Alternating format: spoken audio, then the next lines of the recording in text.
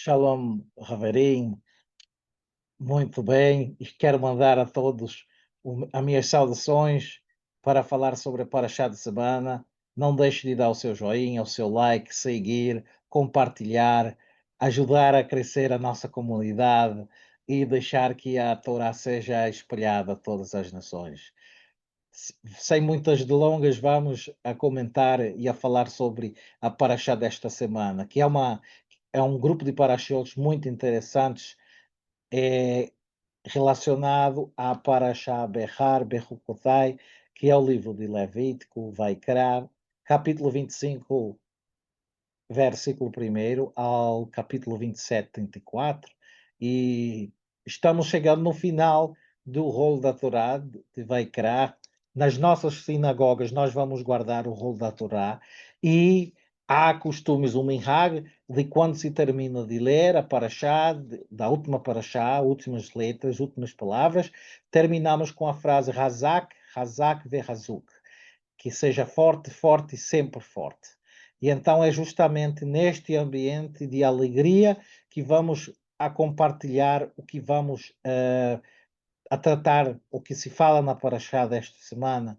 É muito poderosa e é muito interessante verificar o que se fala.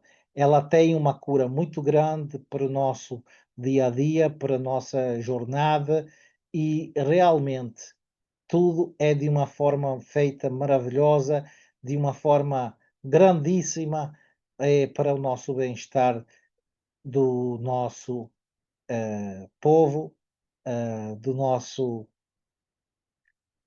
interno, da nossa parte interna, do nosso sentimento, e é muito especial esta paraxá de hoje. Esta paraxá ela enfatiza a santidade da terra de Israel, a justiça social através do descanso sabático e do jubileu, e também a relação condicional da obediência entre a luz e o bem-estar da nação de Israel. A primeira paraxá, que é a paraxá de Berrar, ela fala do ano sabático, o ano da Shemitah, onde que cada 7 anos a terra deve repousar sem cultivo e sem colheita planejada. Se fala do ano do jubileu, após os 7 ciclos sabáticos de cada 50 anos, onde as propriedades retornam aos donos originais e os servos israelitas escravos são libertados. Se fala também das leis de venda e redenção das terras, onde o valor do terreno é calculado pelos anos até o próximo jubileu e onde os parentes próximos podem resgatar comprando de volta a terra que foi vendida. E falando também como funciona a escravidão na sociedade, ou funcionava a escravidão na sociedade israelita da época da entrega da Torá. A segunda paraxá, finalizando o livro de Levítico, Vaikra, é Berrucotai, que também fala sobre as bênçãos, sobre a obediência, a prosperidade na terra, chuva nas estações certas, aumento dos rebanhos, a paz e a vitória sobre os inimigos, as maldições por desobediência, quando se fala sobre as secas, derrotas, pestes e o exílio progressivo do povo de Israel, em caso de persistência no pecado, e o chamado ao arrependimento, onde, voltando-se à luz, ele relembra dos pactos e restaura o povo à sua terra. E a última parte, falando sobre votos dedicatórios na consagração de pessoas, animais e propriedade da luz com valores monetários proporcionais.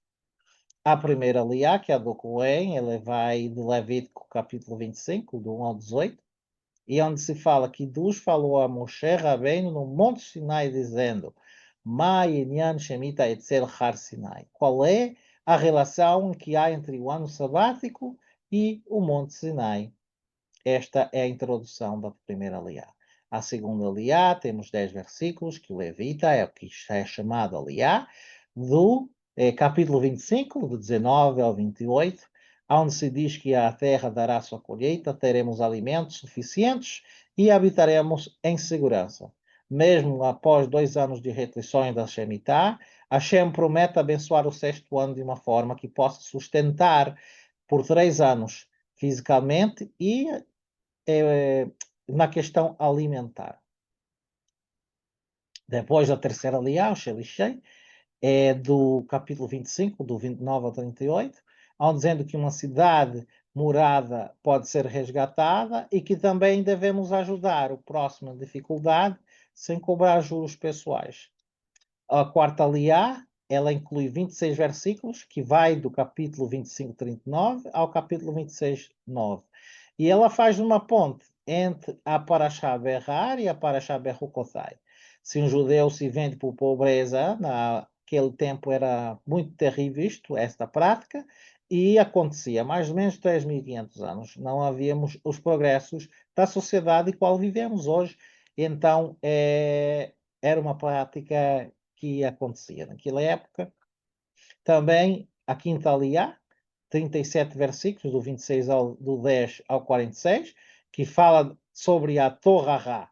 A Torah é uma advertência detalhada de Deus sobre as consequências de desobedecer. O tema central é manter a Shemitah e a nossa posse da terra de Israel. Não podemos desprezar a Torá. Não podemos desprezar a Torá, porque isto causa uma depreciação da terra de Israel. A sexta aliá, o Shilishi, desculpe, Xixi, não é Xilishi, Xixi. Sexta aliá é do capítulo 27, versículo 1 ao 15.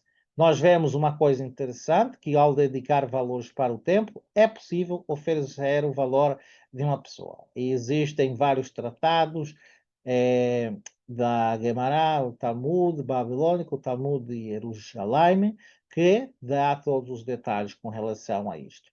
E ele também dá o valor de uma pessoa, falando que esta ideia de apadrinhar uma criança vem desta parte onde cria este vínculo emocional maior.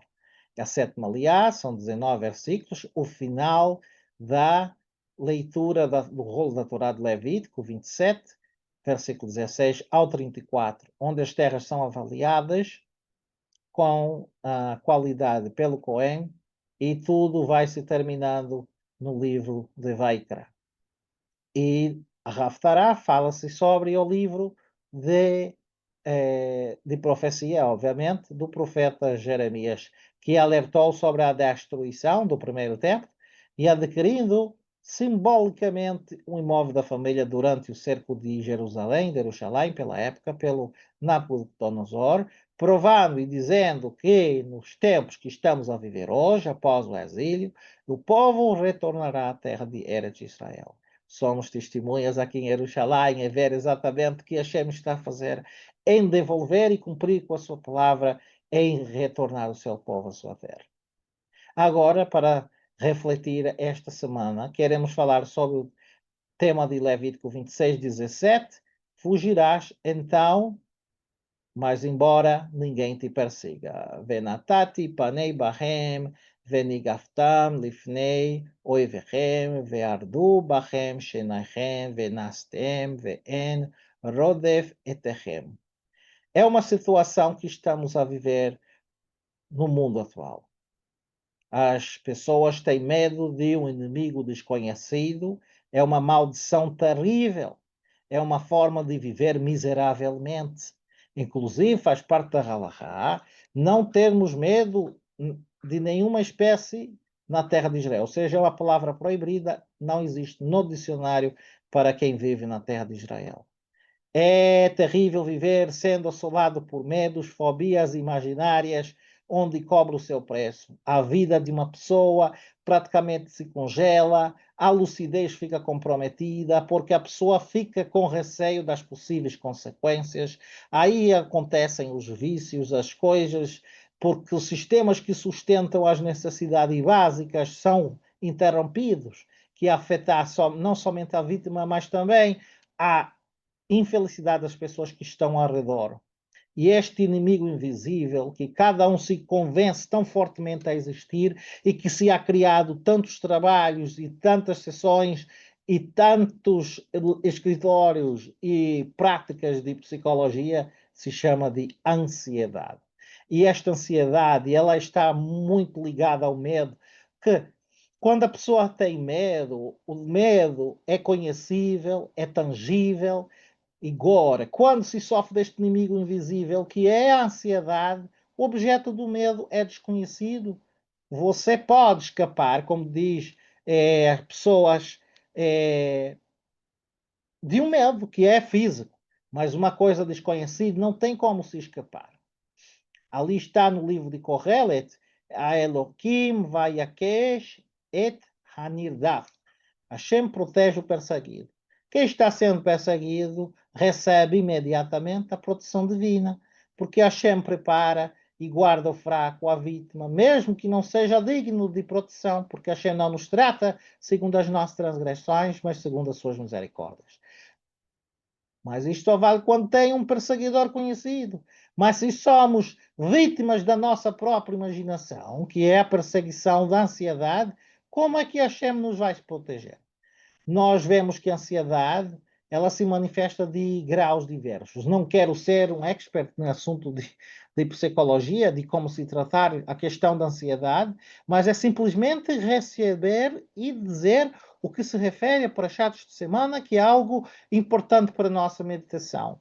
Há pessoas que se preocupam com tudo, chegam a temer sair do conforto da sua casa, vivem alternando fases de funcionamento normal em episódios de ansiedade. Este inimigo invisível, segundo a Torá, é uma maldição que conduz o indivíduo à sua própria autodestruição. Não existe um inimigo pior do que ser o individual a si mesmo. E como se deve lidar com esta ansiedade, com esta enfermidade? O que é que vai ajudar a pessoa a sentir-se mais segura? Segundo a Torá, nós temos um remédio. Não digo que uma pessoa que está a sofrer deste assunto não deixe de procurar um profissional na área de psicologia que está habilitado e pode lhe ajudar e tem a competência para lhe ajudar. Estou lhe dizendo do ponto de vista puramente religioso, do ponto de vista da Torá. Como observa grandes rabinos, quem possui a confiança, bitachon, firme e inabalável no Todo-Poderoso, crê verdadeiramente que Hashem o vai proteger do mal. E esta bitachon, esta confiança, não vem facilmente, mas com esforço ela pode ser desenvolvida. O bitachon, esta parte além da fé, da confiança, da emuná, não é significativamente confiar em Hashem, mas é apoiar-se plenamente nele. Acreditamos que ele orquestrou tudo o que acontece nas nossas vidas e tudo é para o nosso bem. Mesmo quando nós não percebemos, não vemos o bem que passa em certas situações, nós devemos sempre estar com a confiança de que Hashem sempre age ao nosso benefício. E quem vive assim, aprende a lidar com a ansiedade, vencer o seu pânico e encarar as adversidades como desafios superados. A Porachá desta semana produz a ferramenta necessária para isto. Hashem é o Maestro Supremo que conduz cada evento e manipula as circunstâncias de maneira que só mais tarde vamos entender.